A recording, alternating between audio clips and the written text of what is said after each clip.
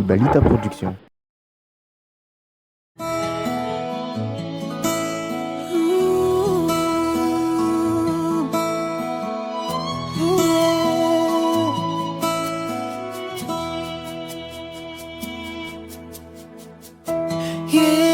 Zayany eo tiliako, talindro avao ty driako, nagnalokaloka ene mipole izao kolakolia ene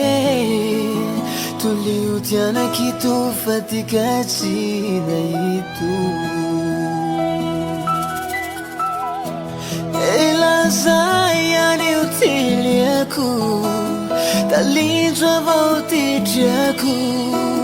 nagnalokaloka ene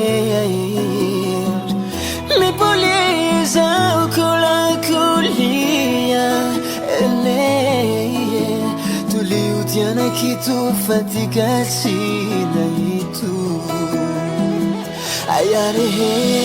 ele matubuke zao tuliwani ufazukena utaku ambe isa mulia kula kuria mulia malakire isai la visage ni utiai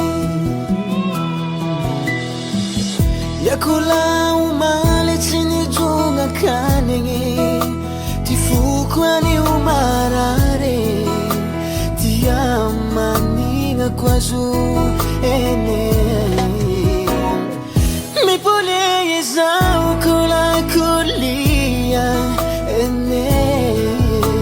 Tuliu tiana kitu fatikatsina iku Ayani ele matubuke zao Tuliwani fazukena Utaku ambe Ezo mulia kulakulia Mulia malakire yezai La visage ni usia Utaku ambe Ezo mulia kulakulia Mulia malakire yezai La visage ni utiai Ayare ele matubuke zao Tuliwani ufazukena Utaku ambe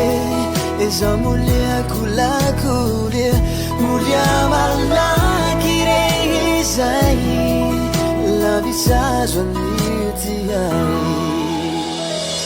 Utaku ambe Eza mulia kulakulia Mulia malakire izai La visage ni utiai